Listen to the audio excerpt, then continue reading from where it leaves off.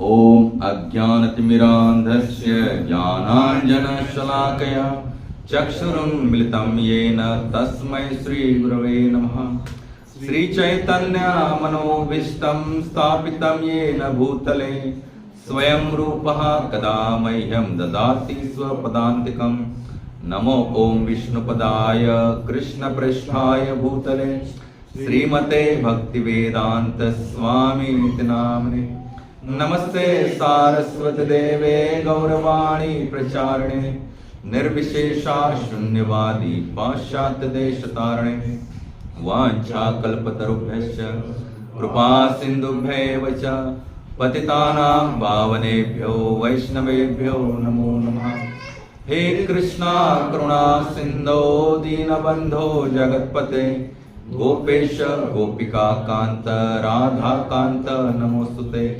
तप्त कांचन गौरांगी राधे वृंदावनेश्वरी वृषभानुसुते देवी प्रणमामि हरिप्रिये। जय श्री कृष्ण चैतन्य प्रभु नित्यानंद श्री अद्वैत गदाधर श्रीवासदि गौरभक्तवृंद। हरे कृष्णा कृष्णा कृष्णा हरे हरे हरे राम राम राम हरे हरे। हरे कृष्णा कृष्णा कृष्णा हरे हरे हरे राम राम राम हरे हरे। हरे कृष्णा कृष्णा कृष्णा हरे हरे हरे राम राम राम हरे हरे। हरे कृष्णा।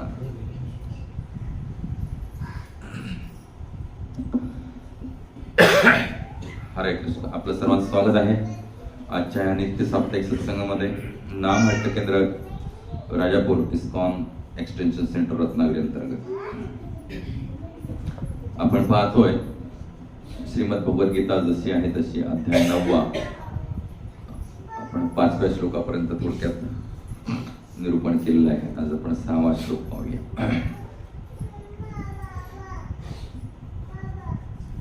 मी म्हणेन माझ्या मागून तुम्ही रिपीट करा। श्रीमद भगवद्गीता अध्याय 9 अध्याय शीर्षक आहे राजविद्या राजगुह्य योग। श्लोक क्रमांक 6। यथाकाशस्थितो नित्यं वायुः सर्वत्र गोमहान् तथा सर्वाणि भूतानि मत्स्थानि इति उपधारयः श्री भगवान उवाच यथाकाशस्थितो नित्यं वायुः सर्वत्र गोमहान् तथा सर्वाणि भूतानि मत्स्थानि इति उपधारय श्री भगवान उवाच यथाकाशस्थितो नित्यं वायुः सर्वत्र गोमहान् तथा सर्वाणि भूतानि मत्स्थानि इति उपधारय।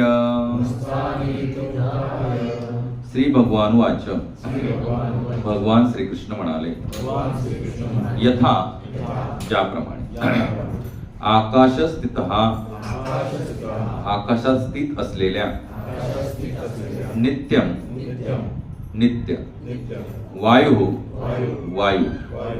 सर्वत्र सर्वत्र वाहणारा महान तथा त्याप्रमाणे सर्वाणि भूतानि सर्व सृष्ट प्राणी मत्स्थानी माझ्यामध्ये स्थित आहेत इति याप्रमाणे उपधारय जाणून घे।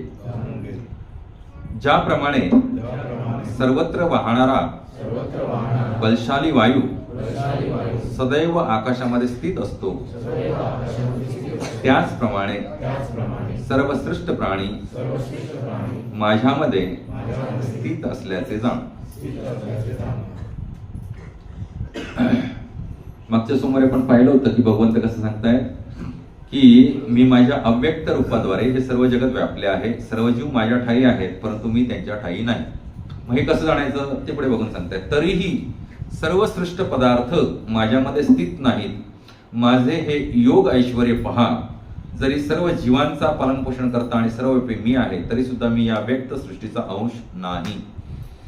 मी स्वतः सर्व सृष्टीचे उगमस्थान आहे. का मी अंश नाही ह्याचा? कारण मी माझ्यापासून ही सगळी सृष्टी काय होते, उत्पन्न होते. आणि मग तुम्ही कसं जाणार मी कसा इथं भरून राहिलोय? ते काय सांगतात या श्लोकामध्ये बघून तर यथाकाश स्थितो नित्यम वायू सर्वत्र गो महान. जसं ज्याप्रमाणे सर्वत्र वाहणारा बलशाली वायू सदैव आकाशामध्ये स्थित असतो, त्याचप्रमाणे सर्व सृष्ट प्राणी माझ्यामध्ये स्थित असल्याचे जाण. तात्पर्य बाय दिवान एसी भक्तिवेदांत स्वामी श्री प्रभुपाद की जय हो. इतकी प्रचंड आणि महाकाय सृष्टी भगवंतांच्या ठाई कशी स्थित आहे हे साधारण मनुष्याला जाणणे केवळ अशक्य आहे. बरोबर नाही? आपल्याला माहिती आहे की भगवान श्रीराम श्रीकृष्ण बरोबर नाही द्विभुज रूपामध्ये आपल्या समोर त्यांनी लीला केल्या. कदाचित आपण त्यावेळेला असो त्यांच्या लीलेमध्ये, म्हणून आज योग आलाय भगवंतांच्या इथं भक्तांचा संघ घेण्याचा. आणि त्यावेळेला आपण पाहिलं भगवंताला, आणि आजही भगवंत अस्तित्वात आहेत. भगवंत कधी अस्तित्वात नाही असं कधीच होऊ शकत नाही. तर ते आपल्याला दिसताना कसे दिसत आहेत? श्याम सुंदर त्रिमंगलयुक्त. मग अशा भगवंतांच्या ठाई सगळी सृष्टी समावलेली आहे.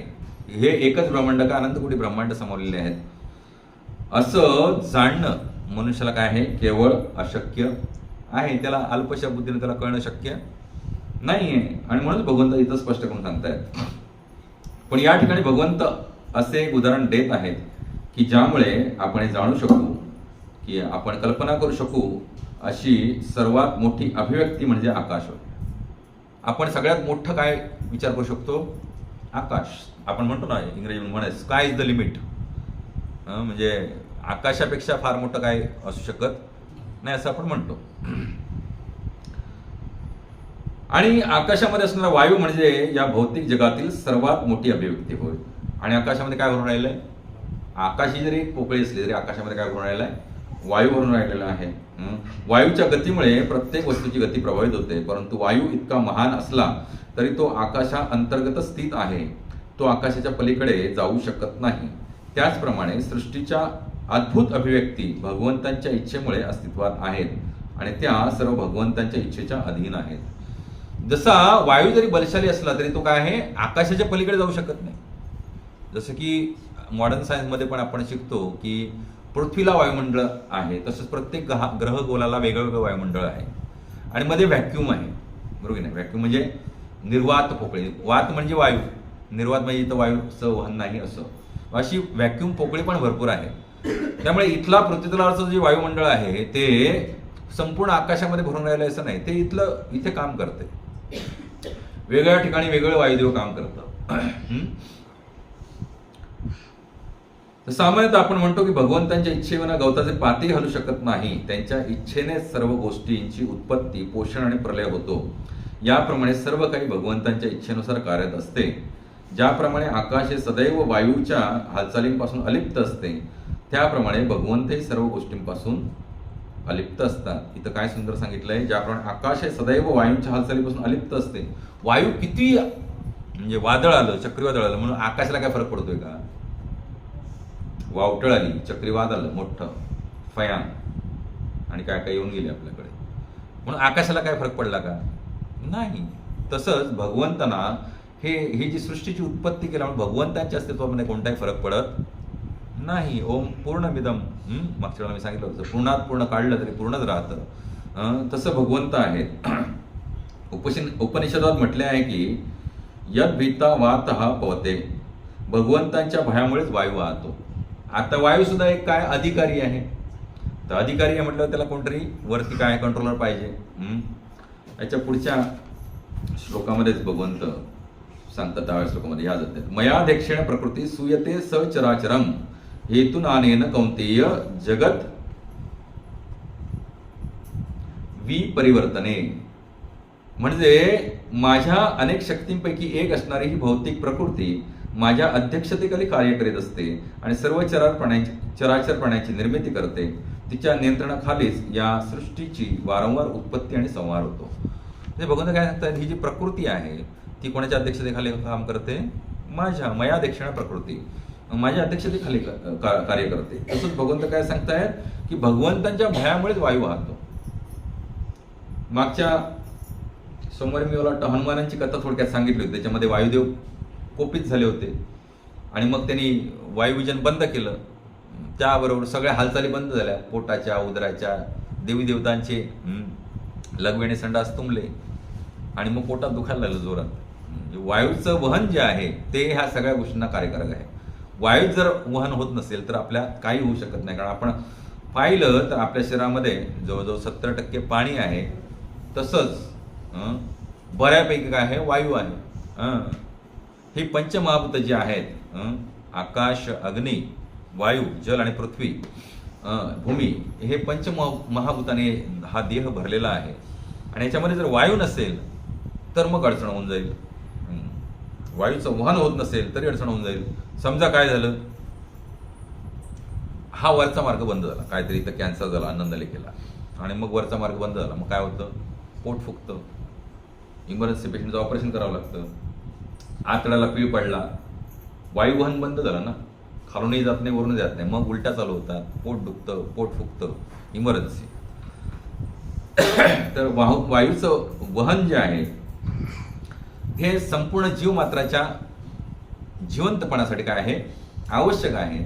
आणि म्हणूनच हा वायू जो आहे तो भगवंतांच्या अध्यक्षतेखाली सतत वहनशील असतो. बृहदारण्यक उपनिषद सांगण्यात आले आहे की एतस्य वा अक्षरस्य प्रशासने गार्गी सूर्यचंद्रमसो विधृतो तिष्ठत एतस्य वा अक्षरस्य प्रशासने गार्गी द्यावा पृथिवो विधृतो तिष्ठतः. भगवंतांच्या अधिपत्याखाली त्यांच्या आज्ञेने चंद्र, सूर्य आणि इतर मोठमोठे ग्रह परिभ्रमण करीत असतात. केवळ भगवंतांच्या आज्ञेनंच. अन्यथा जर ह्याच्यामागे कोणतरी मास्टर माइंड नसता तर साधा ट्रॅफिक सिग्नल घ्या, तिथं जर एक तो पोलीस कर्मचारी उभा नसेल किंवा सिग्नल मोडकळीस आला तर काय होईल? चारही दिशेने ट्रॅफिक सेंटरला येईल आणि एकमेकाला ठोकून फॅन बंद करणार, गोळ्याचा करणार ना कुठे आहे?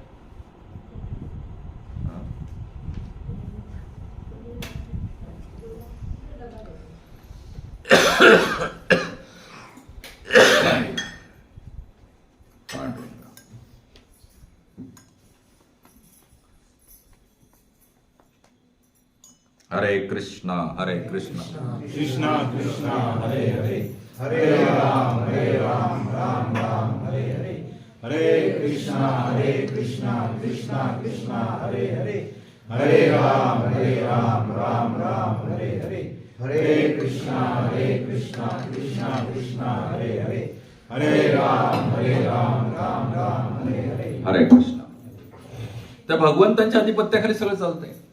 मग एक साधा ट्रॅफिक सिग्नल जर सुरळीत चालला पाहिजे तर तिथं यंत्रणा उभी करावी लागते आपल्याला. त्याला 40-50-60 हजार रुपये पगार देऊन एक माणूस तिथं उभा करावा लागतो, तो पण रात्रंदिवस. विचार करा, अनंत कोटी ग्रहगोल तारे आहेत आणि आपण जर म्हटलं हे आपोआपच चाललेत सुरळीतपणे, तर ते असं म्हणणं हे काय आहे? मूर्खपणाचा सिद्धांत होईल ना. आपोआप मूर्खांचा सिद्धांत आहे. आपोआप काय होत नसतं. ती विंडो ओपन करा, जर हवा विजन होत असेल, कोंदड वाटतंय, मागचा फॅन पाहिजे तर लावा तो. हा नको, मला थोडा खोकला लागतो.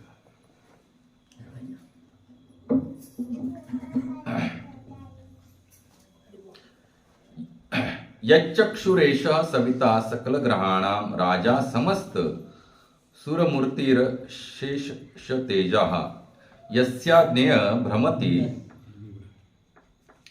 समृद्ध कालचक्रो गोविंदम आदिपुरुषम तमहम भजामी. हा ब्रह्मसंहितेतील श्लोक आहे. हा श्लोक म्हणजे सूर्याच्या परिभ्रमणाचे वर्णन आहे.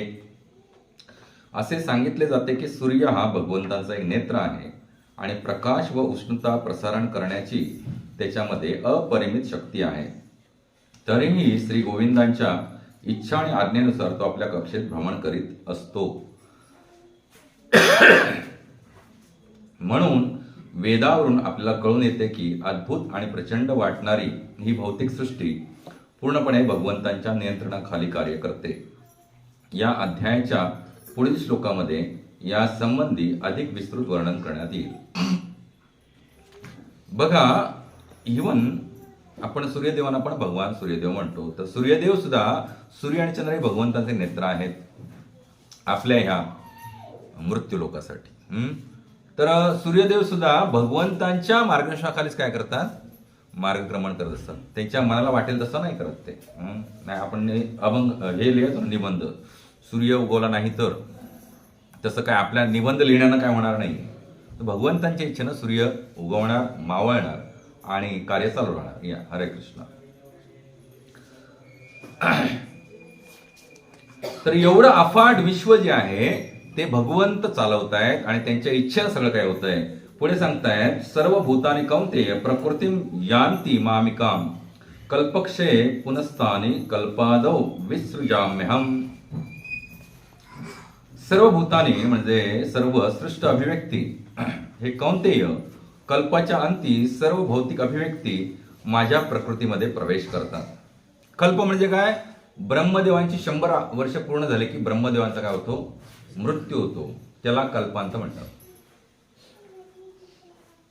ब्रह्मदेव जेव्हा 100 वर्ष पूर्ण करतात त्यांच्या आयुष्याची, त्यावेळी सगळी सृष्टी बरोबर सांगितलं तात्पर्यामध्ये, त्याला कल्पांत म्हणतात. आणि या कल्पांती काय होते बघा, सर्व भूतानी कौंतेय प्रकृतीम यान्ति मामिकाम कल्पक्षये, कल्पाच्या अंती कल्पक्षय म्हणजे, पुनस्तानी कल्पादौ विसृजाम्यहम. आणि पुनस्तानी म्हणजे कल्प आदौ, कल्पाच्या आरंभी, विसृजामी निर्माण करतो. कल्पाच्या अंती सगळी सृष्टी कुठे जाते, भगवंतांच्या उदरात जाते. आणि कल्पाचा जेव्हा उदय होतो नवीन कल्पाचा, त्यावेळेला पुन्हा सगळी सृष्टी प्रकट केली जाते भगवंतांच्या. हे कौंतेय कल्पाच्या अंती सर्व भौतिक अभिव्यक्ती माझ्या प्रकृतीमध्ये प्रवेश करतात आणि नव्या कल्पाच्या आरंभी माझ्या शक्तीद्वारे मी पुन्हा त्यांना निर्माण करतो. या भौतिक सृष्टीची उत्पत्ती, पालन आणि संहार पूर्णपणे भगवंतांच्या इच्छेवर अवलंबून असतो.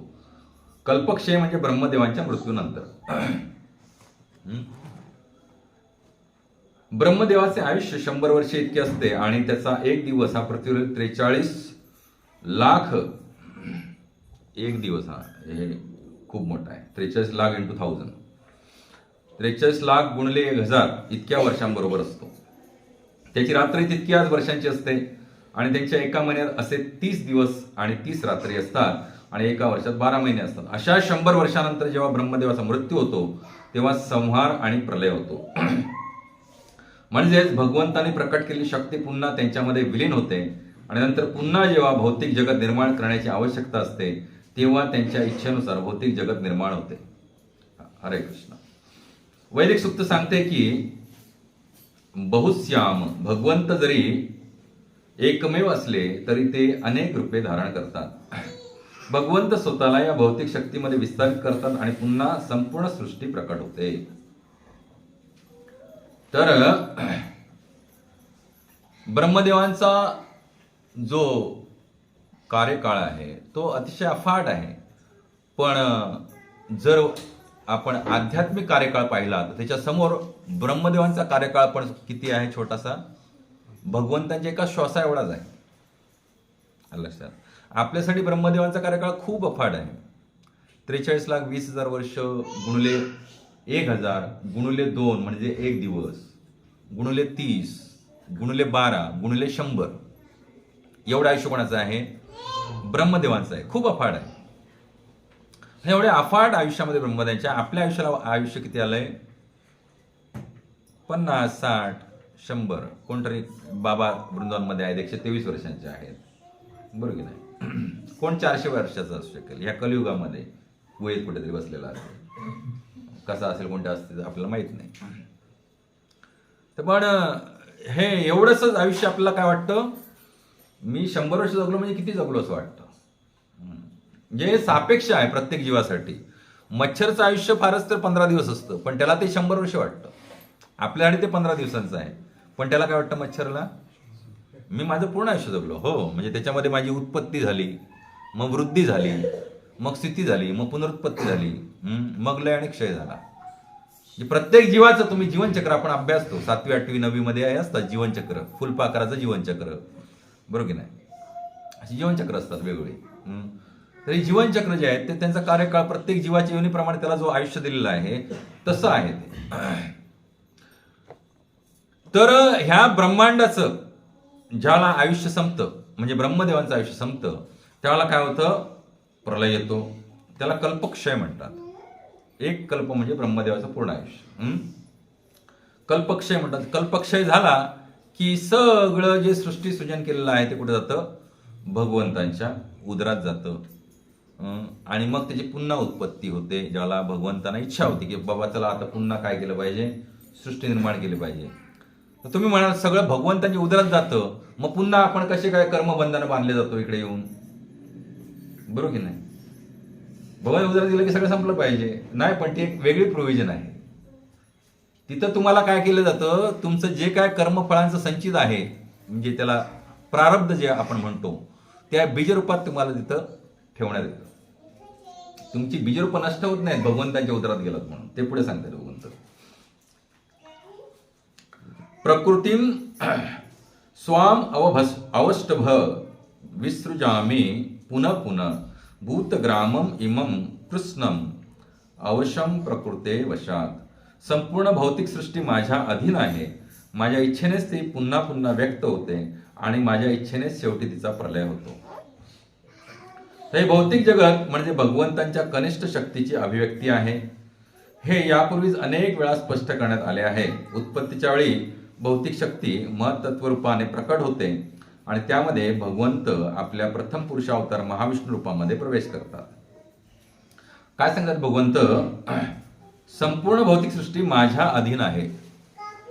हे जे काय सृष्टी सृजन तुम्हाला दिसतंय निर्माण झालेलं हे माझ्या अधीन आहे. माझे पुढे बसा, इकडे मागे नका बस, कम सिट इन फ्रंट. हे सगळं सृष्टी जगत माझ्या अधीन आहे आणि पुन्हा पुन्हा मी त्याची काय करतो? निर्मिती करतो. आणि माझ्या इच्छेनंच शेवटी तिचा प्रलय होतो. बरं, मी निर्मिती करतो तेव्हा कशी निर्मिती करतो ते भगवंत सांगतात इथे. उत्पत्तीच्या वेळी भौतिक शक्ती महत्त्व रूपाने प्रकट होते. ज्याला उत्पत्ती करायची असते भगवंतांना त्यावेळेला भगवंत एक तत्व प्रकट करतात. त्याचं नाव काय आहे? महत्त्व. म्हणजे पूर्ण जे सृष्ट आध्यात्मिक जगत आहे त्याच्या 1/4 काय आहे? महत्त्व आहे आणि 3/4 काय आहे? आध्यात्मिक लोक आहेत. मग त्याच्यामध्ये वैकुंठ आलं, साकेत आलं. साकेत म्हणजे ऍक्च्युअल अयोध्या, जी इथं या भूमंडळी अयोध्या आहे तशी ऍक्च्युअल अयोध्या कुठं आहे? वैकुंठ लोकामध्ये आहे. त्याला साकेत म्हणतात. तसं इथं जसं कैलास आहे तसं वैकुंठ लोकामध्ये पण काय आहे? कैलास आहे. इथं जसं वृंदावन आहे तसं ऍक्च्युअल वृंदावन कुठे आहे? गोलोकधाम वृंदावन आपण म्हणतो. सर्वात टॉप मोस्ट प्लॅनेट. अनंत वैकुंठ आहेत. तर ज्याला उत्पत्ती ह्या भौतिक जगताची करायची असते तेव्हा भगवंत काय करतात? महत्त्व रूपाने प्रकट होते आणि त्यामध्ये भगवंत आपला प्रथम पुरुषावतार, पहिला पुरुषावतार भगवंत कोणता प्रकट करतात? महाविष्णू, किंवा त्यांना कारणोदकशाही विष्णू म्हणतात. आपण बऱ्याच वेळा पिक्चर पाहिलं असेल की विष्णू असे शंखचक्र गदापद्म घेऊन पडलेले चतुर्भुज आणि निद्रामध्ये, योग निद्रेमध्ये आहेत आणि त्यांच्या अशी रोमरंध्रातनं काय बुडबुड येत आहेत. ती ब्रह्मांड आहेत. पूर्वी कृष्णा सिरियल लागायची, त्याच्यामध्ये हा फोटो दाखवायचा. इस्कॉनच्या सगळ्या पुस्तकामध्ये आहे हा. तिथूनच उचललाय त्याने तो. तर तो इथं सांगतायत की उत्पत्ती जेव्हा भौतिक शक्ती महत्त्व रूपाने प्रकट होते त्यामध्ये भगवंत आपला प्रथम पुरुषावतार महाविष्णू रूपामध्ये प्रवेश करतात. या हरे कृष्णा. तर आपण आता विष्णू किती प्रकारचे आहेत ते ह्या स्पष्टीकरणामध्ये आपल्याला कळेल. पहिले कोण आहेत? महाविष्णू. हे कोणापासून आले? भगवंतांचा प्रथम पुरुषावतार. तर ते कारणोदक सागरामध्ये पोळलेले असतात आणि असंख्य ब्रह्मांडांना उच्छ्वासित करीत असतात. ते कुठे पोळलेत? कारणोदक सागरामध्ये. कारण नामक सागर आहे त्याच्यामध्ये ते पोळलेले आहेत आणि असंख्य ब्रह्मांडांना ते उच्छ्वासित करीत असतात आणि त्यांच्या प्रत्येक श्वासाबरोबर काय असंख्य ब्रह्मांड त्यांच्या रोमरंध्रातून बाहेर पडतात, केसाच्या मुळात. म्हणजे विचार करा, म्हणजे भगवंत किती महान आहे, आपण किती क्षुल्लक आहोत हे एवढं जरी कळलं ना आपल्याला तरी खूप झालं. आता आपण ॲनॉलॉजी बघूया सुरुवातीपासून. कारणोदक सागर आहे त्याच्यामध्ये महाविष्णू पोळलेले आहेत. आणि पूर्ण क्रिएशनच्या एक पाव भागामध्ये काय आहे, हे सृष्ट जगत आहे ज्याच्यामध्ये अनंत कोटी ब्रह्मांड आहेत. आणि अशी ब्रह्मांड भगवंताच्या रोमरंध्रामधनं बुडबुड्याच्या रूपातनं बाहेर पडतायत. आणि अशा ब्रह्मांडामध्ये ते अर्धब्रह्मांड भगवंतांच्या घामाच्या जळानं भरलंय. त्याला गर्भोदक सागर म्हणतात. पहिला झाला कारणोदक सागर. दुसरा सागर कुठे आहे, ह्या एका ब्रह्मांडामध्ये, प्रत्येक ब्रह्मांडामध्ये सागर आहे. त्याचं नाव काय आहे, गर्भोदक सागर. आता पुढे काय होतं बघा. आणि प्रत्येक ब्रह्मांडामध्ये भगवंत पुन्हा गर्भोदकशाही विष्णूच्या रूपाने प्रवेश करतात. आता अनंत कोटी ब्रह्मांड झाले, त्या प्रत्येक एका ब्रह्मांडामध्ये काय, हाफ ब्रह्मांड भरले कशानं, भगवंत घामाच्या जळानं, त्याला गर्भोदक म्हणतात. आणि त्याच्यामध्ये दुसरे विष्णू प्रकट झाले, त्यांचं नाव काय, गर्भोदकशाही विष्णू. ज्यांना विष्णू राम कृष्णाच्या मध्ये गफलत आहे त्यांच्याकडे हे खूप जबरदस्त आहे जाणून घेण्यासाठी. आणि मी विनंती करतो की आम्ही 7 वाजताचं टायमिंग दिलंय, 7:30 पर्यंत हजर व्हा. कारण आपण संपवायचं टायमिंग फिक्स ठेवलंय, 9 वाजता संपवतो आपण. त्यामुळे वेळेत या. तर हे एक ब्रह्मांडामध्ये अर्ध जळ भरलेलं आहे घामानं, सागर, गर्भोदक सागर. त्याच्यामध्ये दुसरे विष्णू प्रवेश झाले, त्यांचं नाव काय, गर्भोदकशाही विष्णू. आता गर्भोदकशाही विष्णू प्रवेश करतात. या प्रकारे प्रत्येक ब्रह्मांडाची निर्मिती होते. गर्भोदकशाही विष्णू ओढलेले आहेत शेषावरती, आनंद शेषावरती, त्यांच्या चरणी लक्ष्मी संवन करते चरणांचं. नंतर भगवंत स्वतःला क्षीरोदकशाही विष्णूंच्या रूपात आणखी प्रकट करतात. म्हणजे भगवान वासुदेव श्रीकृष्ण तिसरा पुरुषावतार धारण करतात. त्याचं नाव काय, क्षीरोदकशाही विष्णू. मग हे क्षीरोदकशाही विष्णू कुठे आहेत, आणि या रूपाद्वारे ते प्रत्येक गोष्टीमध्ये सूक्ष्म अणूमध्येही प्रवेश करतात. या वस्तुस्थितीचे वर्णन या ठिकाणी करण्यात आले आहे. मग एक ब्रह्मांड जे आहे त्याच्यामध्ये अर्ध जळ आहे, त्याच्यामध्ये गर्भोदकशाही विष्णू आलेत. आणि मग तिसरे विष्णू कुठे प्रकट होतात, ह्या ब्रह्मांडाचा वरचा जो भाग आहे, टॉप पोल, नॉर्थ पोल म्हणूया, त्या नॉर्थ पोल वरती तिसरे विष्णू प्रवेश करतात. त्यांचं नाव काय, क्षीरोदकशाही विष्णू. नॉर्थ पोलला जो ग्रहलोक आहे त्याला काय म्हणतात, क्षीरसागर म्हणतात किंवा श्वेतद्वीप म्हणतात. त्याला काय म्हणतात, श्वेतद्वीप. कारण दुधाचं सागरानं ते बनलेलं आहे, पांढरं शुभ्र एकदम, श्वेतद्वीप. आणि तिथे त्या समुद्रामध्ये कोण पडलेले आहेत, क्षीरोदकशाही विष्णू. आता नॉर्मली आपण ज्या काय कथा भागवत पुराण किंवा इतर पुराणात ऐकतो, श्रवण करतो, त्यावेळेला सगळे जे देवी देवता ब्रह्मदेव आणि शिवजी समवेत जातात ते कुठे जातात, श्वेतद्वीपवर जातात, पुरुषसुक्तानं भगवंतांची प्रार्थना करण्यासाठी. तर भगवान श्रीकृष्ण तिथं क्षीरोदकशाही विष्णू या रूपामध्ये प्रकट झाले. आणि त्यांचं कार्य इथं सांगितलंय की या क्षीरोदकशाही विष्णू रूपाद्वारे ते प्रत्येक गोष्टीमध्ये सूक्ष्म अणूमध्येही प्रवेश करतात. अन्यथा अणूला हालचाल झाली नसती ना. अणूमध्ये पण इलेक्ट्रॉन, प्रोटॉन, न्यूट्रॉन्स आणि सगळे गतिमान आहेत, बीटा, गॅमा, अल्फा रेस, जे काय आहे ना, किरणोत्सर्ग, ह्या सगळ्याला काहीतरी एनर्जी लागते ना. अन्यथा एवढ्याशा त्या ॲटम मध्ये, ॲटम बॉम्ब, महाबलशाली स्फोट घडवण्याची ताकद आली असती कुठनं, त्यात जर एनर्जीच नसते आली असती कुठनं, एनर्जी ठासून भरलेली आहे. तर या वस्तुस्थितीचे वर्णन या ठिकाणी करण्यात आले आहे. भगवंत सर्वच गोष्टीमध्ये प्रवेश करतात, प्रत्येक गोष्ट. म्हणून म्हटलं ना, कणाकणामध्ये भगवंत आहे. जळी स्थळी काष्टी पाषाणी भगवंत भरून राहिलेले आहे त्यांच्या विष्णू रूपामध्ये. सर्वत्र व्यापनो इति विष्णू. भगवान श्रीकृष्णाचं एक रूप आहे जे सर्वत्र चराचरामध्ये भरून राहिले. आणि म्हणून भगवंत ते सांगतायत ना की संपूर्ण भौतिक सृष्टी माझ्या अधीन आहे. माझ्या इच्छेने ती पुन्हा पुन्हा व्यक्त होते आणि माझ्या इच्छेने शेवटी तिचा प्रलय होतो. आणि ज्याप्रमाणे सर्वत्र वाहणारा बलशाली वायू सदैव आकाशामध्ये स्थित असतो, त्याप्रमाणे सर्व सृष्ट प्राणी माझ्यामध्ये स्थित असल्याचे जाण. पहिले 3 श्लोक तुम्ही मिस केलात म्हणून मी जरा रेपिटेशन घेतोय. वायू जसा बलशाली आहे सर्वत्र, तसं भगवंत सगळ्या चराचर सृष्टीमध्ये भरून राहिलेले आहेत. परंतु वायू जो आहे तो आकाशामध्ये स्थित आहे. तसंच हे सृष्ट जगत जे काय आहे आकाशामध्ये स्थित आहे. तर आकाश हे भगवंत आहे, सृष्ट जगत हे त्याच्यामधला भाग आहे. त्यामुळे आकाश म्हणजे वायू नव्हे. लक्षात ना, आकाश हे वायूपेक्षा फार अफाट आहे, कारण वायू आकाशाच्या पलीकडे जाऊ शकत नाही. तसंच भगवंतांचं शक्ती सामर्थ्य अफाट आहे. आणि त्यामधला हा पावभाग जो आहे तो सृष्ट जगत आपल्याला दिसतोय. दुसरं अप्राकृत जगत आहे, अप्रकट नाही. काय? अप्राकृत. हे प्राकृत जगत आहे, अप्राकृत, अलौकिक, जिथं ह्या भौतिक गोष्टी नाहीत, सत्वरजतम गुण नाहीत, जड पदार्थ नाहीत. तिथं जे काय ते चैतन्यमय आहे. तिथला एक साधा धुलीकण जरी घेतला तरी तो चिंतामणी आहे. तो स्वतःची अभिव्यक्ती व्यक्त करू शकतो. त्याच्यामध्ये चेतना आहे. तिथला प्रत्येक वृक्ष कल्पतरू आहे. सगळी जीवसृष्टी जी आहे ती चैतन्यमयी आहे. म्हणजे आध्यात्मिक देह प्रदान केलेले आहे तिथे. नॉर्मली कसं आहे, भगवंतानाच केवळ आध्यात्मिक देह असतो ज्याला इथे येतात पृथ्वीतलावरती, आणि आध्यात्मिक देह घेऊनच भगवंत इथं विचरण करतात, आणि आध्यात्मिक देह घेऊनच ते पुन्हा आपल्या धामाला जातात. मग ते आपल्यावरती कृपा करण्यासाठी म्हणून मनुष्य रूपामध्ये येतात. आपल्याला वाटतं की भगवंत आणि मी सारखाच आहे, कारण भगवंत माझ्यासारखाच देह आहे. म्हणजे हे असं उदाहरण झालं की समजा एखादा जेल आहे, त्याच्यामध्ये हजारो कैदी बंदिस्त आहेत जेलमध्ये.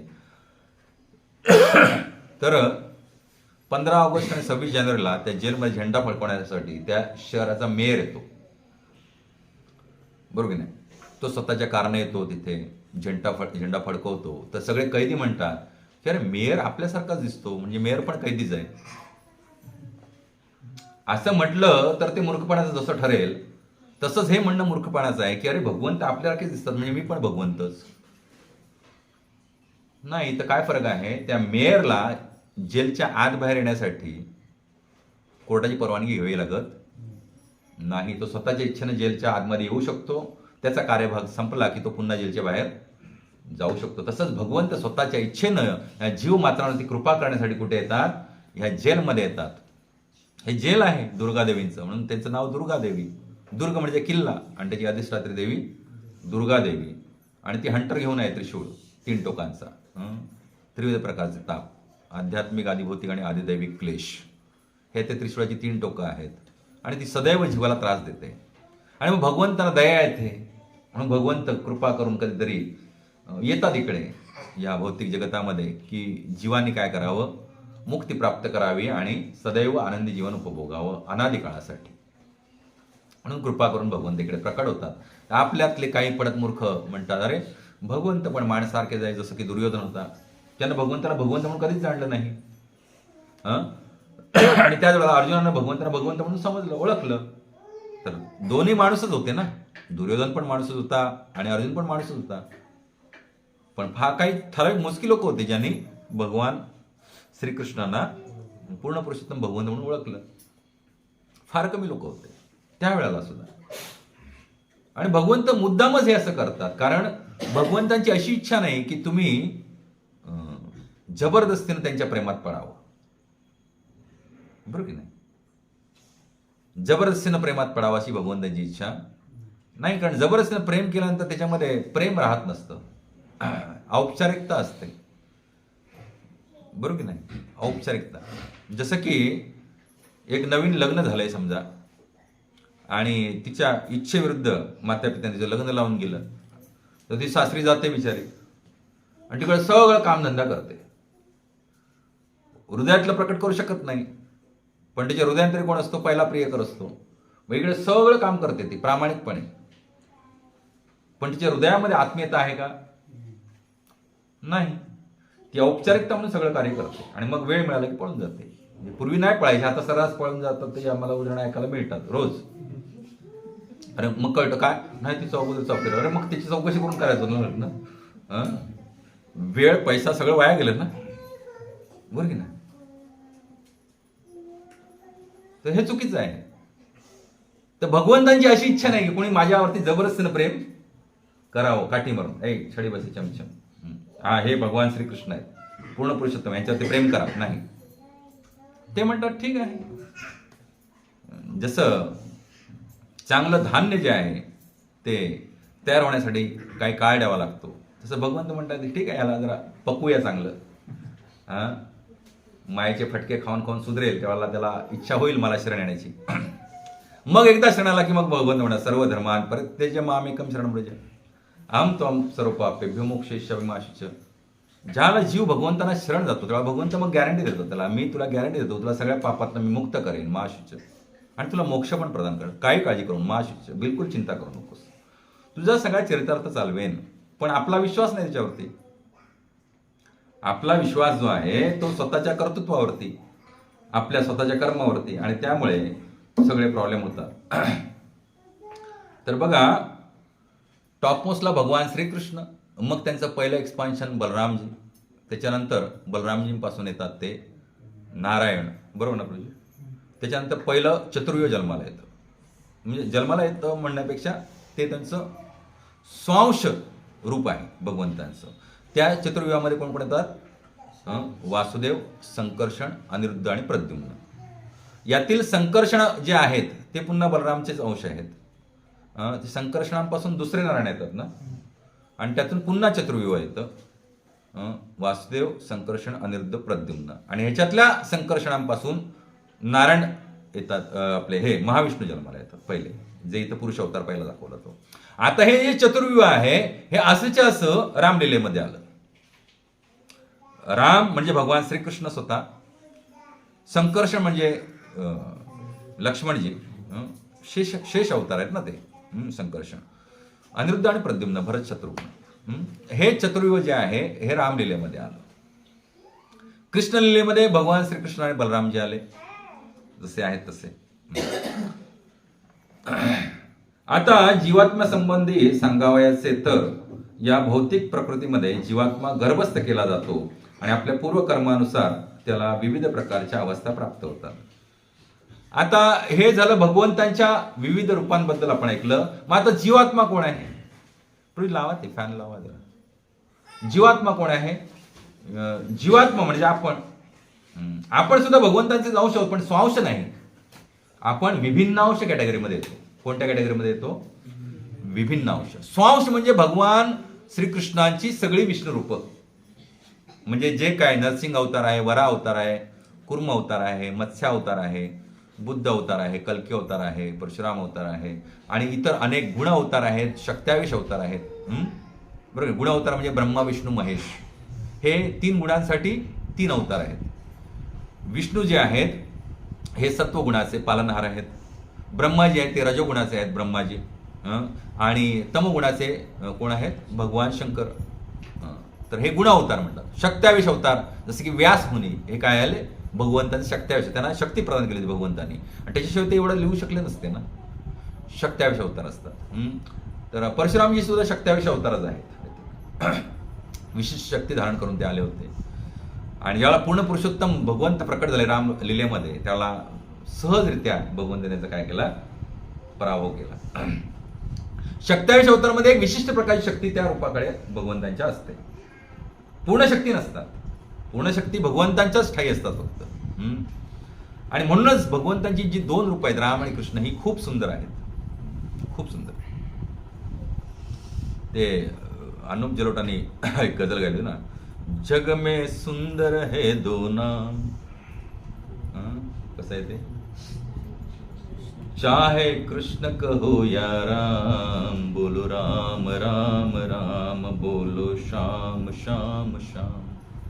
ही 2 रूप जी आहेत भगवंताची खूप प्रिय आहेत. आणि हे प्रिय रूप भगवंत केवळ आणि केवळ ह्या मर्त्य लोकातील जीवांना त्यांचा उद्धार करण्यासाठीच धारण करतात. राक्षसांचा नाश करण्यासाठी भगवंतांना हे रूप धारण करण्याची गरज नाही आहे. भगवंत केवळ ह्या मर्त्य जगातील लोकांच्या हृदयाला आराम पडावा. आपण आता खूप सुंदर हे गायलं, श्वान वाजवलं, आपण पुन्हा रिपीट घेऊया. मंगल भवन अमंगलहारी, द्रवहुसो दशरथ अजिर बिहारी. म्हणजे मंगल भवन, सगळ्या मांगल्याचं भवन पूर्णपणे खचाखच भरलेलं कोण असेल तर प्रभू श्री रामचंद्र आहेत. आणि अमंगलहारी, जीवांच्या हृदयातील आणि जीवनातील अमंगळ जे आहे ते दूर करण्याची क्षमता कोणामध्ये आहे? भगवान श्रीराम. आणि द्रवहुसो दशरथ, म्हणजे जे दशरथांचे पुत्र आहेत, कोण? प्रभू श्री रामचंद्र. अजिर बिहारी म्हणजे दशरथजींच्या अंगणामध्ये जे बाललीला करतायत ते बाळ रूप.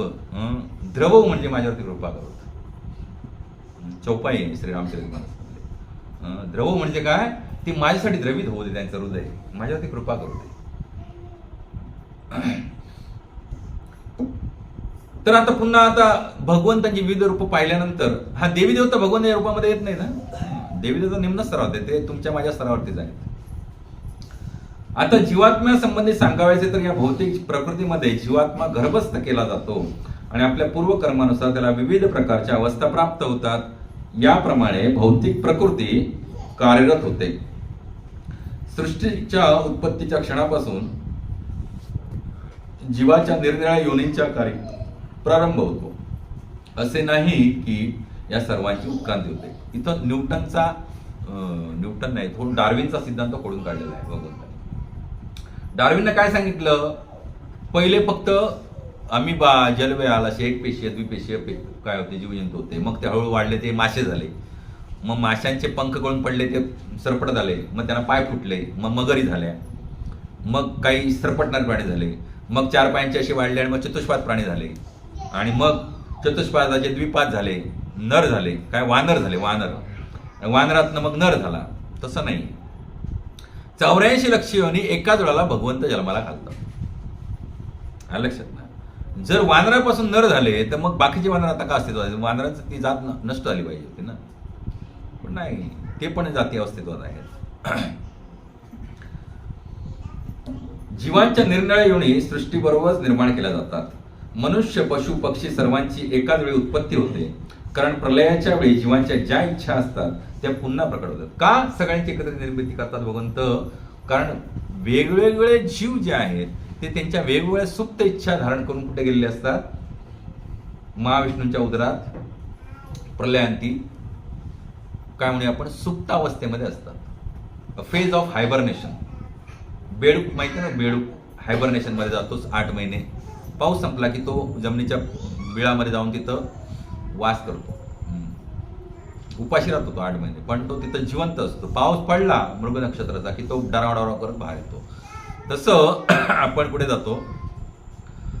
भगवान श्री महाविष्णूंच्या उदरामध्ये जाऊन सुप्तावस्थेमध्ये जातो. मग सुप्तावस्थेमध्ये गेलं म्हणून तुमचं काय तिथं जकात नाक्यासारखं ते कर काढून घेतला नाही तुमचा टॅक्सेशन रूपामध्ये. तुमची कर्मफळ तुमच्याबरोबरच तिथं संचित रूपात असतात. आणि मग तुम्ही ज्या स्टेजला आहात उत्क्रांतीच्या, म्हणजे भगवत साक्षात्काराच्या ज्या पायरीवरती आहात, पशु आहात तर पशु म्हणून जन्माला येणार, मनुष्यात मनुष्य म्हणून जन्माला येणार. मनुष्यामध्ये भगवत भक्त झालेत तुम्ही खूप सुंदर आणि काही अंश राहिलेत तर तुम्ही त्या स्टेजला जन्माला येणार. म्हणून सगळ्या योनी ज्या आहेत त्या पुन्हा भगवंत काय करतात? जन्माला घालतात. आणि प्रलयाच्या वेळी जीवांच्या ज्या इच्छा असतात त्या पुन्हा प्रकट होतात. आता बघा, प्रलयाच्या वेळेला जीव जे अस्तित्वात इथं आहेत त्या सगळ्यांच्या काही ना काहीतरी इच्छा असणारच ना. मृत्यूसमयी प्रत्येकाच्या हृदयामध्ये काही ना काही इच्छा असते. जोपर्यंत मृत्यूसमयी जीवाच्या हृदयामध्ये केवळ भगवत प्राप्तीची इच्छा होत नाही तोपर्यंत त्या जीवात्म्याला मृत्यूनंतर दुसरा जन्म घ्यावाच लागतो. तथा देहांतर प्राप्ती धीरस्तत्रान्मुयती. पुन्हा जन्म घ्यावा लागतो, पुन्हा मृत्यू आहे. हे कधीपर्यंत चक्र चालत राहणार? जोपर्यंत तुमच्या हृदयातल्या सगळ्या भौतिक सृष्टी उपभोगण्याच्या इच्छा नष्ट होत नाही तोपर्यंत तुम्हाला जन्म घ्यावेच लागणार आहे. मग इच्छा काय कधीच नष्ट होणार नाही. मग सोपा मार्ग सांगितलाय भगवंताने. तुमच्या सगळ्या इच्छा काय करा, माझ्याकडे डायव्हर्ट करा, माझ्या चरणी विलीन करा. मग तुम्ही जॉब करताय, ठीक आहे, माझ्यासाठी जॉब करा. माझ्यासाठी जॉब करा म्हणजे काय? घरामध्ये माझं मंदिर बनवा सुंदरपणे, तिथं सत्संग आयोजित करा, माझी सेवा पूजा करा. मग त्या घराचं लाईट बिल भरा, टेलिफोन बिल भरा, घरामध्ये राशनिंग आणा. ते सगळं काय म्हणतं? भक्तिमय कार्य बनतं. बरोबर की नाही? आणि जर तुम्ही स्वतःसाठी जगत असाल तर जो स्वतःसाठी खातो तो पाप खातो. हे भगवद्गीतेत सांगितलंय, भगवद्गीतेमध्येच सांगितलंय. जो स्वतःसाठी जगतो तो केवळ पाप खातो. आणि जो असा स्वतःसाठी किंवा कुटुंबासाठी जगतो त्याला निश्चितच काय रौरव आणि महारौरव नरकामध्ये टाकलं जातं मृत्यूनंतर. ज्याला कधीच काय वाटलं नाही. बस आज असे अनेक तथाकथित धर्म पृथ्वीवरती आहेत की ज्यांना वाटतं की मृत्यू झाल्यानंतर सगळं काही संपलं. यावत जीवेत सुखम जीवेत. बस जोपर्यंत जिवंत आहात तोपर्यंत सुखामध्ये जगा. कोणत्या? भौतिक सुखामध्ये. ऋणन कृत्वा घृतम पिबेत. कर्ज झालं तरी काढा पण तुपाचं खावा. भस्मीभूतस्य देहस्य पुनरागमनम कुता. हा देह भस्मीभूत झाल्यानंतर पुन्हा पुनरागमन आहे कोणी पाहिलंय? पण जो सुज्ञ मनुष्य आहे त्याला कळून चुकतं की जसा ह्या देहामध्ये अविरतपणे प्रवास करणारा आत्मा जो आहे तो त्याच्या भावना, त्याच्या धारणा कधीच काय होत नाहीत, नष्ट होत नाही, तसंच जर जे गोष्ट एवढा काळ गेल्यानंतर जर नष्ट होत नसेल तर मृत्यूअंती कसं काय नष्ट होईल ते? हे लॉजिक आहे, सिंपल. हे सिंपल लॉजिक आहे. आणि त्यामुळे तो मग शोध घ्यायला लागतो जीवात्मा. भले अशा धर्मात जन्माला आला तरी तो शोध घ्यायला लागतो. आता कालचीच गोष्ट मी सांगतो. आम्ही महेश साटमप्रभूंच्या घरी गेलो होतो. आई त्यांच्या मागच्याच आठवड्यामध्ये देवाघरी गेल्या. तर तिथं गेलो त्यावेळेला एक 23 वर्षाचा मुलगा हरे कृष्ण प्रभूजी करून आम्हाला सामोरा गेला. मग घरात गेल्यानंतर मग प्रभूजी सांगितलं की तो 23 वर्षाचा मुलगा आहे आणि कोळी समाजाचा आहे, म्हणजे मासेमारी करणार आहे. आणि एकदा मुंबईला जुहू टेम्पलला तो गेला दिवाळीमध्ये ह्या, आणि तिथं त्यांनी बाकीच्यांबरोबर भगवंताला दीपदान केलं. ही रिअल गोष्ट आहे. बाबा होते काल माझ्यासोबत. एकदा दीपदान केलं, एकदाच मंदिरात गेला जुहू टेम्पलला, राधाराज बिहारी मंदिरात, आणि एकदा दीपदान केलं. आणि तिथं काही ग्रंथ वगैरे त्यांना घेतले असेल, नाही वाचन केलं त्यांना. आणि मग त्यांना इंटरनेटवरची सर्च घेतला. आणि मग तो इंटरनेटवरची सर्च घेऊनच त्यानं आचरण पूर्णपणे आता कंठीमुळे पण गळ्यात घातली. आणि ह्या 2-4 महिन्यामध्ये तो आता त्याच्या मित्रांना काय करतो, झूमवरती प्रवचन देतो. 23 वर्षाचा मुलगा. काल आम्ही गेलो तर पटकन त्यानं धोती कुर्ता वगैरे घातला आणि कीर्तनाला वगैरे. आणि त्याची आई अजूनही मासे विकते. आईला त्यानं सांगितलंय, आई तू काळजी करू नकोस, मी तुला कसलाही त्रास देणार नाही. माझं जेवण मी बिन कांदा लसूणचं माझं मी स्वतः जेवण बनवून शिजून खाईन. असे जीवात्मे जे आहेत ना, ती मगाशी मी तुम्हाला सांगितलं, अंश मात्र त्यांची भक्ती काय राहिली मागच्या जन्मामध्ये राहिली होती. त्यांना असे आम्ही पण माझ्या आयुष्यात पण भरपूर लोक असे आले की ज्यांना एका प्रवचनामध्ये त्यांनी स्वीकारलं भक्ती. 16 माळा दुसऱ्या दिवसापासून जपायला चालू केल्या. हा असा 23 वर्षाचा मुलगा जो आहे तो कोळी समाजापैकी आहे आणि त्याची आई मासेमारी करते आणि मासे विकते. पण हा ह्यानं आपलं जीवन पण म्हणजे आपण फक्त लेबलिंग लावतो, नाही माझी बायको मला बनवून देणार नाही, प्रभूजी कसं काय करू, नाही जमत, घरात देत नाहीत, मला उपाशी राहावं लागेल. राधेश्याम प्रभूजी आणि गौराम प्रभूजी पहिल्यांदा जेव्हा जॉब लागला पुण्याला त्यांना कंपनीमध्ये, त्याला ऑलरेडी ते सगळं ते फॉलो करत होते. तर ते पुण्याला जाताना गोणीमध्ये त्यांनी एक स्टोव भरला, 2 पातेली भरली. दोघंही आज जगदविख्यात आहेत. एक तर GBC मेंबरच आहेत गौराम प्रभू. हे त्यांनी मला माझ्या कॉलेज लाईफमध्ये असताना सांगितलं होतं. पातेली भरली आणि रूम घेतली होती. तर 2 जण काय करायचे, स्वतः स्टोव पेटवून बिन कांदा लसूणचं जेवण भगवंतांना भोग दाखवून मग ते जॉबला जायचे. तर जीवानं ठरवलं तर काय अशक्य नाही. आलं लक्षात. तुम्ही म्हणा आम्ही अशुद्धच राहणार, अशुद्ध राहणार, हा अशुद्ध अनंत काळ तर घालवला, आणखीन अनंत काळ घालवा, पण प्रत्येक काळमध्ये प्रत्येक योनीमध्ये तुम्हाला फटके खावे लागतील, हे मात्र लक्षात ठेवा. असा काळ जाणार नाही की तुम्हाला ह्या भौतिक जगतात राहिलेच आणि तुमच्या पदरी दुःख पडणार नाही, वैफल्य पडणार नाही, फ्रस्ट्रेशन येणार नाही. असा काळ जाणार नाही. हे नको असेल, हे पीडा यातून नको असेल तर सुधरा. अजून काय सांगू शकतो? घोड्याला तलावापर्यंत नेऊ शकतो, पाणी पी म्हणून सांगू शकतो, पाणी त्याला चमच्यानं भरू थोडंच. मार्ग दाखवली, वाट दाखवला, आता पाणी तरी तोंड लावून पिलं पाहिजे ना, हे आपलं कर्तव्य आहे. तर एक व्यक्ती जो आपल्यातलाच आहे, आपण म्हणतो स्वतःला मालवणी किंवा कोकणी म्हणतो, कोकणी आणि भात भोकणे आणि मत्स्याहार आमचा आहार आहे, तर त्याच्यातलाच एक त्या म्हणजे मासेमारी करणाऱ्या कुटुंबातील एक जीव जो आहे, जीवात्मा, तो एकदा भगवंत दर्शन, त्यांना एकदा दीपदान करून भगवंत, मागे मी सांगितलं होतं मला कार्तिक महिन्यामध्ये भगवंत दीपदान करण्याचे महात्मा अगाध आहे. तुम्ही केला तुमच्यामध्ये पण महात्मा अगाध आहे, पण तुम्ही पुढची वाट धरत नाहीत ना. तुम्ही आहेत ब्रेक लावून तिथेच गाडी. ते कसं होईल? त्यानं स्वीकारलं. इंटरनेट सर्च केलं, युट्यूब सर्च केले, रात्रंदिवस फिलॉसॉफी ऐकली आणि त्याचं हृदय परिवर्तन झालं.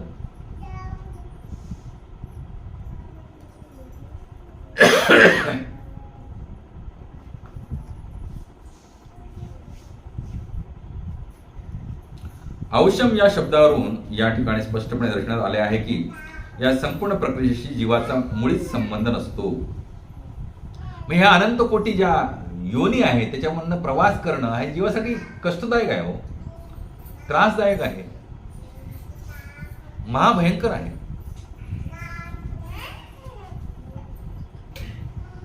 पूर्वसृष्टीमध्ये जीवांच्या अवस्था केवळ पुन्हा प्रकट होतात आणि हे सर्व काही केवळ भगवंतांच्या इच्छेनुसार घडते. हीच भगवंतांची अचिंत्य शक्ती आहे. निरनिराळ्या योनींची निर्मिती केल्यावर भगवंतांच्या त्या योनीशी मुळीच संबंध नसतो. विविध जीवांच्या इच्छा पूर्ण करण्यासाठी सृष्टीची निर्मिती होते आणि म्हणून भगवंत स्वतःला सृष्टीमध्ये गुंतवून घेत नाहीत.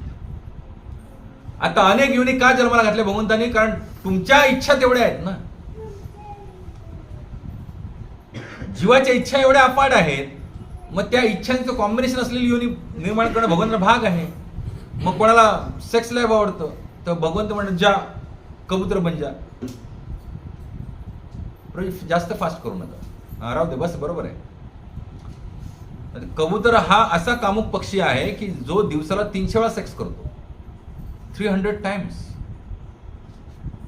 आणि दमत नाही. कोणाला वाटतं मला खूप झोप घ्यायची, जा पोलार बेअर बन, ध्रुवावरचं अस्वल, ते 6 ते 8 महिने झोपून असतं. कोणाला वाटतं मला खूप खायची इच्छा आहे, जा हत्ती बन, नाही तर कुंभकर्ण बन. बरोबर की नाही? मागचं पुढचं काय बघायचं, खात राहायचं फक्त बस. येरे दिसता भर्रे पोटा, मग आणखी आम्हाला काहीच माहित नाही.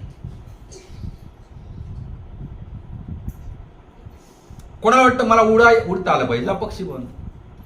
कोणाला वाटतं मला देह अंग प्रदर्शन करायचंय, जे आता हिरो हिरोईन म्हणून मिरवतात मॉडेल्स म्हणून, त्या सगळ्यांना पुढचा जन्म मिळणार आहे वृक्षांचा. तर वृक्ष बघा अंग प्रदर्शन करून उभे आहेत, बरोबर की नाही? त्यांना कोणी नाव असं कपडे घालत नाही, उभे आहेत ते, अंग प्रदर्शन करतायत. तर जे ज्यांना अंग प्रदर्शन करायला आवडतं त्यांना पुढचा जन्म मिळणार कोणाचा? वृक्षाचा. ज्यांना इतरांना छळावंसं वाटतं त्यांना पुढचा जन्म मिळणार मच्छरचा, रक्त पिणार दुसऱ्यांचं, दुसऱ्यांच्या कापड कष्टावरती जगणार. ते अशा प्रत्येक जीवाचे वेगवेगळे गुण, त्याच्या सवयी, त्याच्या इच्छा यांचा एक परिपाक बनून एक रंग बनतो, आणि तो रंग मग भगवंत ह्या 3 गुणांच्या मिश्रणाने वेगवेगळे रंग बनवून त्या प्रकारचे देह योनी बनवतात, आणि मग प्रकृती त्यांना त्या त्या जीवामध्ये योनीमध्ये टाकते. बरं, भगवंतांचा याच्याशी काळीचाही संबंध नसतो. तुम्ही म्हणता असं कसं, भगवान निर्माण संबंध नाही. सिंपल गोष्ट आहे, भातुकलीचा खेळ. एक छोटी 3 वर्षाची मुलगी आहे, ती पाहते आपल्या आईला की आई मला पण कुकिंग करायचं आहे, मला पण दे ना तुझं सगळं हे स्वयंपाकाचं किट. आई बाजारात तिला भातुकलीचा खेळ आणून देते आणि घरातली कोपऱ्यातली जागा देते अंगणातली, बाबा इथं तू खेळ तुझ्या मित्रांना घेऊन. मग ती तिथं सगळं बनवते ना, खोटा खोटा कुकर, भाकरी भाजणे, भात बनव, पोळ्या लाटणे वगैरे सगळं खायला वाढते. आईचा याच्यामध्ये काही संबंध असतो का? आईनं काय दिलं, तिला भातुकलीचा खेळ आणून दिला. तिथं खेळ किंवा अजून काय करायचं ते तुझं तू ठरव. आणि मग खेळून कळतं की ह्या इथल्या खोट्या खोट्या भातुकलीच्या खेळांना भूक भागत नाही, तर ते बाळ रडत रडत कुठे येतं, आईकडे येतं की आई भूक लागली. मग त्यावेळेला आई म्हणत नाही तुला मी भातुकलीचा खेळ दिलाय ना, खेळणार येतं, जेव ना, पोट भर ना. नाही, आई कृपाळू आहे, तुझं झालं खेळून बाळा, ओके ठीक, आता ये, आता मी वाढते, आता जेव तू खरं खुरं. तसं जीवात्म्यांचं झालेलं आहे. त्या बिचाऱ्या भगवंतानी माऊलींना आपल्याला काय दिलाय, हा भातुकलीचा खेळ मांडून दिलाय, पण तो भातुकलीचा खेळच आपल्याला काय वाटायला लागला, सत्य वाटायला लागला. म्हणजे आपण त्या लहान मुलीपेक्षा पण मूर्ख आहोत. त्या लहान मुलीला भूक लागली की धावत आईकडे जाते, पण आपल्याला अक्कल नाहीये की खरं सुख कुठे मिळेल ह्याचं आपल्याला माहिती नाहीये. आपण ह्या इथं या भुसकटात आपण काय शोधतोय, धान्याचे कण शोधतोय. भुसकाट माहिती ना तुम्हाला, गिरणं भात काढून आणलं की येतं ते भुसकाट, कोंडा. तो किती बडवला तर त्याच्यातनं धान्य निघणार आहे का? तसं आपण तो बडवतोय, भुसकाट बडवतोय, सुख सुख सुख सुख. Searching wrong thing in wrong place, बरोबर की नाही? चुकीच्या ठिकाणी आपण ती गोष्ट शोधतो, तिथं नाही मिळणार. आणि म्हणून भगवान सांगतात माझा ह्याच्याशी काही संबंध नाहीये. पण एखादा जीवात्मा, ब्रह्मांड भ्रमिते कोण भाग्यवान जीव, एखादा जीवात्मा, भाग्यवान जीवात्मा ज्याला गुरु कृष्ण प्रसाद पाय भक्तिलता बीज, एखाद्याला गुरु आणि कृष्णांच्या कृपेने ज्याला भक्तिलतेचं बीज मिळतं, तर असा जीवात्मा ज्याला मला हाक मारतो अर्थपणे, हे भगवंता मी तुमचा झालो, त्यावेळेला मी मात्र काय करतो, धावून जातो त्याच्यासाठी. जसे आईकडे बाळ येतं की आई मला भूक लागली, आता मला काहीतरी खायला दे, त्यावेळेला भगवंत म्हणतात तोपर्यंत मी हस्तक्षेप करत नाही, तोपर्यंत माझे सगळे जे हाताखालचे लोक आहेत ना ते सगळे कारभार पाहतात. मी हस्तक्षेप करत नाही. अशा रीतीनं मी वेगळा आहे. जसं की एखादी मोत्यांची माळ दिसते, तर मोत्यांची माळ आपल्याला दिसल्यानंतर लक्षात येतं की ते मोत्यांची माळ एकत्र ठेवण्यासाठी त्याच्यामध्ये एक धागा आहे. पण तो बाहेरून धागा दिसतो का? बाहेरून फक्त मोती दिसतात. तसंच भगवंत धागारूप आहेत. लक्षात ना? रेल्वेची गाडी फ्लॅटवरनं निघाली आणि तेवढ्यात तुम्ही फ्लॅट वरती आला तर तुम्हाला लास्टचा डब्बा दिसतोय, धावतोय, पुढे जातोय तो. पण लास्टचा डब्बा तुम्हाला दिसतोय याचा अर्थ असा आहे का की तो डब्बा स्वतःहूनच धावतोय?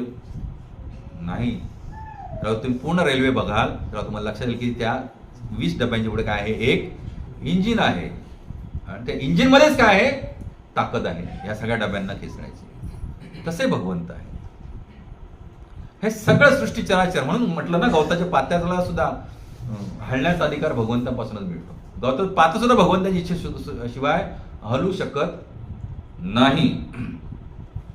आणि म्हणून विविध जीवांच्या इच्छा पूर्ण करण्यासाठी सृष्टीची निर्मिती होते. आणि म्हणून भगवंत स्वतःला सृष्टीमध्ये गुंतवून घेत नाहीत. भगवंत कधीच सृष्टीमध्ये स्वतःला गुंतवून घेत नाहीत, कारण ते निर्गुण आहेत. निर्गुण आहेत. निर्गुण ह्या सगळं ह्याच्यामध्ये कसे काय, ह्या गुणात्मक सृष्टीमध्ये कसे काय समजतो? जसं तेल घेतलं तुम्ही, खोबरेल तेल, आणि त्याच्यात पाणी टाकलं तर हे दोन मिक्स होतात का? नाही होत. ते वेगळं, तुम्ही किती शेक केलं तर ते वेगळं होणार. भगवंत निर्गुण आहेत म्हणजे त्यांच्याकडे, भगवंतामध्ये हे भौतिक गुण नाहीत. हा बरं का, निर्गुण म्हणजे तसं नाही, भौतिक गुण नाहीत. हे भौतिक गुणामध्ये आपणच बांधलेलो आहोत. सत्व, रज आणि तम ह्या गुणामध्ये आपण बांधलेलो आहोत. भगवंत ह्या 3 गुणांच्या पलीकडे आहेत, म्हणून त्यांना गुणातीत म्हणतात. भगवंत एक नाव काय, गुणातीत. ह्या गुणांच्या पलीकडे आहेत, त्रिगुणांच्या पलीकडे आहेत, म्हणून ते निर्गुण. तर निर्गुण भगवंत जे आहेत ते याच्यामध्ये स्वतःला गुंतवून घेत नाहीत. हे सगळं जरी त्यानेच निर्माण केलंय तरी त्याने ह्याची व्यवस्थित सोय लावून दिलेली आहे की हे आपोआप चालू राहील. जसं न्यूटननं ते हे बनवलं होतं, काय, ग्रह गोल मंडळाचं प्रतिकृती बनवली होती आणि असं त्याला पॉवर्स दिली होती की ते कोणाला दिसत नव्हतं, आपोआप चालतंय असं वाटत होतं. तसं भगवंताने हे कसं बनवलंय, सृष्टी अशी बनवली की ती मूर्खवादी लोकांना वाटेल काय, ती आपोआप चाललेली आहे. भगवंत म्हणजे ठीक आहे, तुला वाटतंय तसं वाटू दे, मला काय फरक पडतो. माझं देणं घेणं फक्त माझ्या भक्तांशीच आहे. बाकीचे तुम्ही सगळे एवढे जीव जरी भले माझे अंश असलात तरी मी काय करणार तुमच्यासाठी. कामस्तेते ऋतज्ञाना प्रपद्यन्ते अन्न देवता. तुमचं हृदय कामवासांनी बरबडून गेलं आहे, खावा फटके मायाचे. मी काय करू शकतो. माझे सुहृद प्रिय जीवाभावाचे भगवत भक्त संतजन तुम्हाला येऊन सांगतात, तुम्हाला पटत नाही गोष्टी, त्यांना मीच पाठवत असतो तुमच्या आयुष्यामध्ये. मीच पाठवतो, माझ्याच कृपेने ते येतात आणि माझ्याच कृपेने त्यांच्या वाणीमध्ये ताकद येते माझ्याबद्दल बोलण्याची. जर कोणी म्हणत असेल भगवंतांचं गुणगान मी माझ्या ताकदीनं करेन तर शक्य नाही. ते मी त्यांना ताकद देतो माझ्याबद्दल बोलण्याची, अविरत प्रेम रूपानं सेवा करण्याची. आणि त्याच्यात जर तुम्हाला खोट वाटत असेल तर तो तुमचा प्रॉब्लेम आहे. ही जी वाणी आहे ही भगवत वाणी आहे आणि ती वाणी तुम्ही स्वीकारावी. म्हणून जसे की मागच्या वेळेला उदाहरण दिलं होतं, मुख्यमंत्र्यांचा आदेश तळागाळापर्यंत लागू असतो, तसं ही भगवत वाणी जर आपल्याला कोण सुहृद हृदयाचा भक्त सांगत असेल तर ती आपण भगवंताची वाणी म्हणून स्वीकारली पाहिजे ना. ती तिथं व्यासनावर बसलेल्या माणसाची वाणी नाही. हा असं सांगत असेल हृदयामध्ये कपट ठेवून तर ते चुकीचं आहे. त्याचा उपयोग पण काय होणार नाही. त्याचा उपयोग पण काय होणार नाही. तर इथं आज आपण थांबूया, कारण आता आपल्याला रामायण कथा सप्ताहाचं नियोजन आजच्याच बैठकीत करायचं आहे.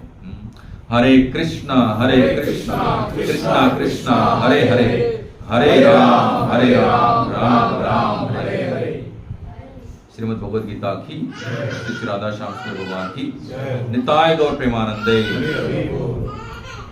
जगत गुरु श्रील प्रभुपाद की जय हो.